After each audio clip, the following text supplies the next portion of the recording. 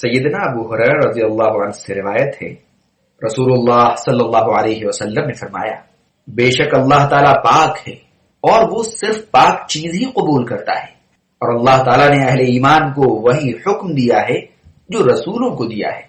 چنانچہ اللہ تعالیٰ نے فرمایا، اے میرے رسولوں، پاکیزہ چیزیں کھاؤ اور اچھے عمل کرو، اور اللہ تعالیٰ نے اہل ایمان سے فرمایا، اے ایمان والو، ہم نے جو پاکیزہ چیزیں تمہیں دی ہیں ان میں سے کھاؤ۔ اس کے بعد آپ صلی اللہ علیہ وسلم نے اس شخص کا ذکر کیا جو طویل سفر کرے، اس کے بال پراگندہ اور خود غبار آلود ہو، یعنی اس کے بال گندے ہوں، اس کے اوپر گرد و غبار پڑ گئی ہو، وہ آسمان کی طرف ہاتھ اٹھا اٹھا کر یا رب یا رب کہے، مگر اس کی حالت یہ ہو کہ اس کا کھانا پینا لباس اور غذا ہر چیز حرام ہو، تو اس کی دعا کیسے قبول ہو؟ صحیح مسلم حدیث نمبر 1015۔ اس حدیث مبارک میں رزق حلال کی اہمیت بیان کی گئی ہے۔ اس کا اندازہ اسی بات سے لگایا جا سکتا ہے کہ اللہ تعالیٰ نے حلال و پاکیزہ رزق کے متعلق جو حکم اپنے انبیاء اور رسول کو دیا ہے وہی حکم اہل ایمان کو بھی دیا ہے۔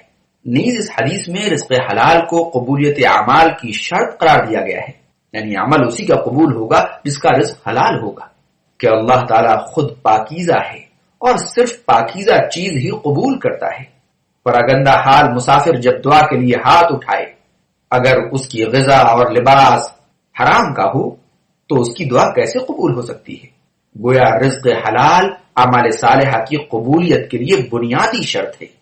سیدنا عبداللہ بن عمر رضی اللہ عنہما سے مروی ہے، حضرت صلی اللہ علیہ وسلم نے فرمایا، اللہ تعالیٰ وضو کے بغیر نماز قبول نہیں کرتا، اور مال خیانت میں سے بھی اللہ تبارک تعالیٰ صدقہ قبول نہیں کرتا۔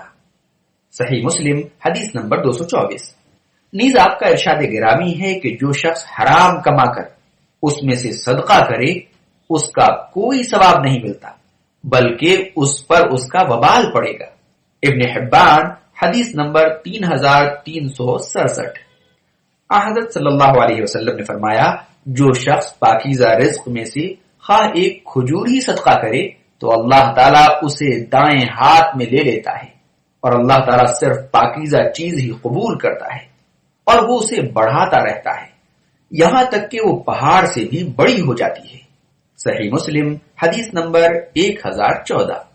حضرت مقداد بن مادی کرب رضی اللہ عنہ سے روایت ہے، حضرت صلی اللہ علیہ وسلم نے فرمایا، بہترین کمائی اپنے ہاتھ کی کمائی ہے۔ داؤد علیہ السلام خود کما کر کھایا کرتے تھے۔ صحیح بخاری حدیث نمبر 2072۔ آپ نے فرمایا، مظلوم اور مسافر کی دعا اور والد کے بیٹے کے حق میں دعا ضرور سنی جاتی ہے، بشرطے ان میں سے کوئی حرام نہ کھاتا ہو۔